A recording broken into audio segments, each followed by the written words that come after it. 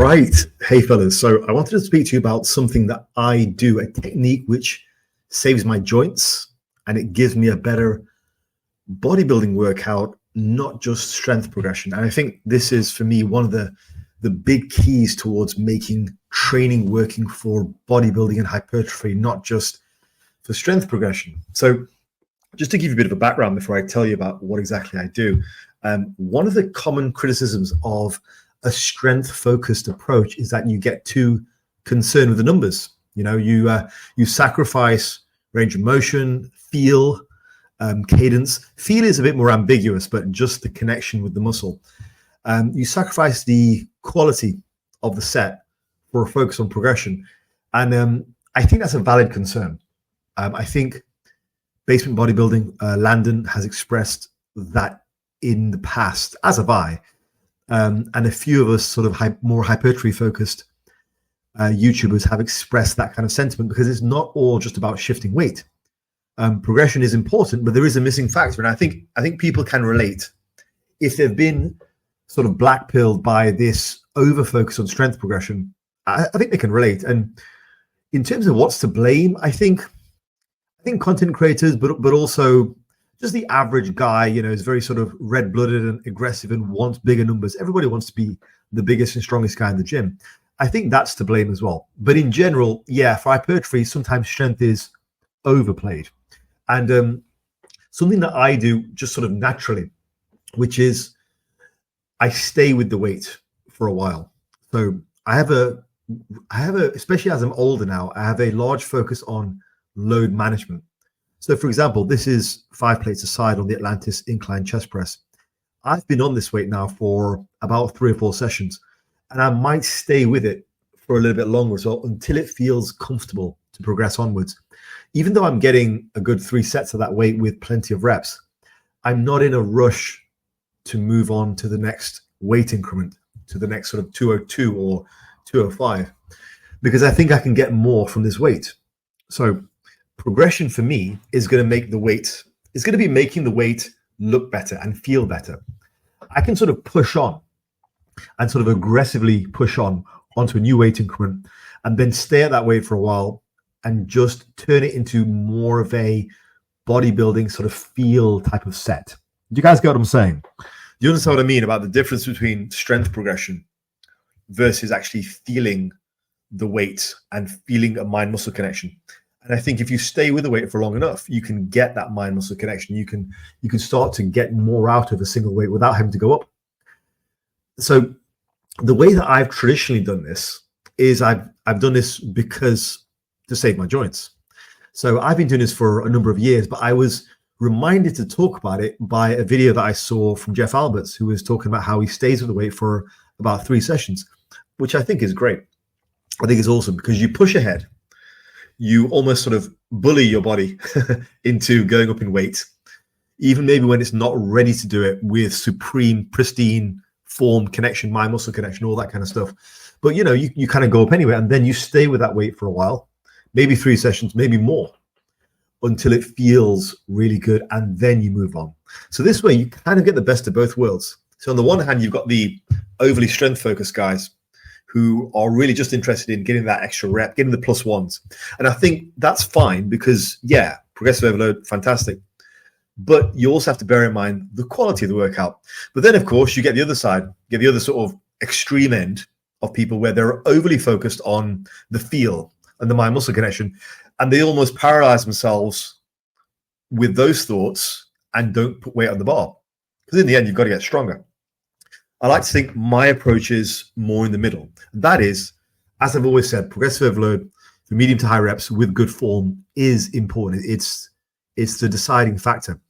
But if you're just in a rush to get up there, to get to the high weights, I think you lose something in terms of the quality of the workout. And in the end, you either end up getting hurt more quicker, or what happens is your progress stalls. Whereas if you're taking your time, you're allowing yourself to master the weight and really take control of it, it ticks off a few boxes. So the first box is you can really feel the muscle working. And if you feel like you're getting a good workout, particularly if, as well as improving the quality, maybe you improve the number of reps. You get a really good workout, a good pump, a good feel. And the muscle you're targeting really feels like it's going to grow. And the second benefit is, this is sort of more strength related, you give your joints and ligaments time to get stronger as well, which is super important. So yeah, this is something I've sort of naturally done for years. I've never been in a massive rush to go up in weight, because going back to my powerlifting years, for those of you who don't know my history, I was a competitive powerlifter for 14 years. I competed from 2000 to 2014. It was always a very normal thing to just stick out of weight for a while. You know, there was no huge rush to go up in weight. You stuck to a weight until it felt easy, and then you went up. A line that I'm using quite a lot for my clients these days, which to describe this process is, do the work and wait for the adaptation to occur, because that's all you can do. Some of you might adapt quicker, so you get the next rep or the next few pounds. Some of you might adapt slower, and that's all right. It relates to how advanced you are, also relates to your genetics, your out of gym factors, you know, your sleep, your food, your phase of training, perhaps whether you're bulking or cutting, that all affects things. But in the end, all you can do is do the work and wait for the adaptation to occur. So just to kind of summarize what we're doing here is, you're sticking to the weight long enough for not only it to feel easy, but for the quality of your sets to improve. Right? So I don't just want you to stick to weight and make it feel easy and still do very sort of strength focused, like power form. Well, no, because if you're trying to get the most out of the weight, you may as well improve the quality of the set as well. So slow it down. Okay, maybe even add a pause and really bias the muscle you're trying to work. So if it's a close grip bench, for example, really tuck those elbows and get the most out of the tricep and drive it up. So that's what we're trying to do. Now, in terms of sort of general guidelines, because I think this is quite useful, if I was to systematize this, and I've thought about this because this is something I've communicated with my training partners recently. I have a couple of training partners now. It's been really fun working with them. And one of them is a little bit further along than the other one. And the other one is still making really good, fast progress. So I've tried to systematize it because I want to sort of explain to them roughly how long they should be sticking to a similar weight. So me, for example, I might stick to the same weight for 3 or 4 sessions. And what I would say is, as an intermediate, maybe 2 or 3 sessions. As a beginner, you're going to go up every session. At the most, you might take a couple of sessions. Those are very sort of broad guidelines. If I was to generically systematize it, you don't have to agree with that, but just some thoughts. All I'm trying to do is I'm trying to pull you guys back from just going up super quick and running into a wall and just not getting a very good workout.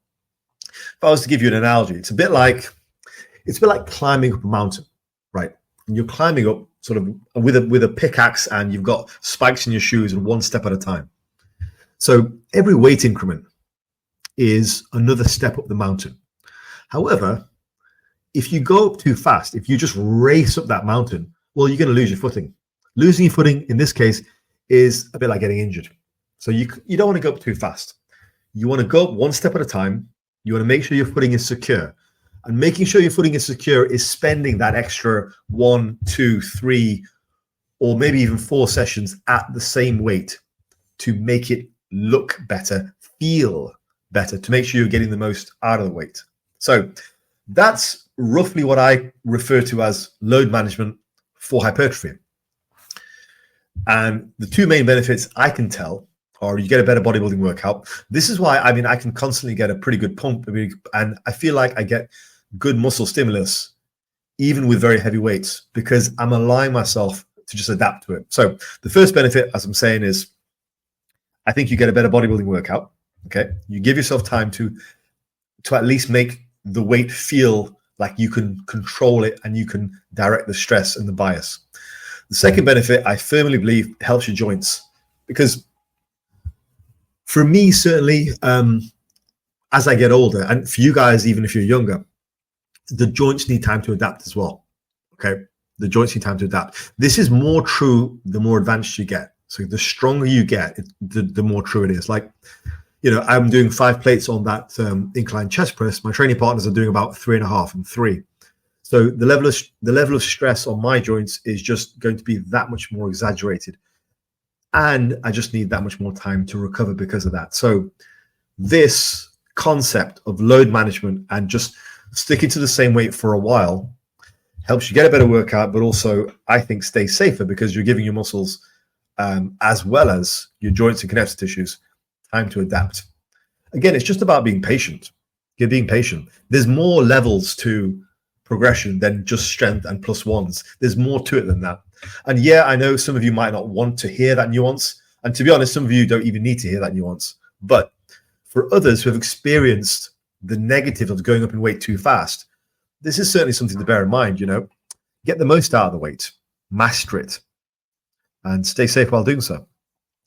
So yeah, I just wanted to share that's something that I've had to think about recently because I've communicated to my training partners, but it's something I've done for quite a while. So hopefully you find that useful and implement it and let me know how it goes. All right. Peace out.